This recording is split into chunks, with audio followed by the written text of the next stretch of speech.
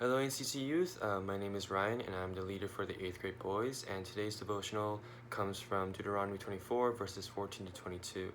Now in this passage we see God's love and care for those who are less fortunate and vulnerable. Moses reminds the Israelites that they should not take advantage of those who are less fortunate. And as we read further, Moses goes on talking about how there will always be those who are in need within the community.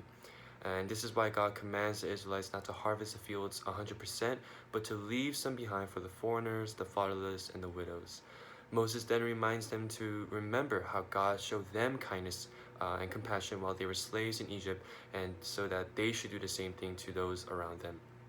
Now, this passage is a great reminder for one of the greatest commands, which is to love our neighbors as ourselves. And one good way to do this is to extend to others the love and mercy that we receive from God. Um, and as Moses reminds them of their history in Egypt and how they were set free by God's grace alone, we too are reminded of how we were set free from our sins by grace alone.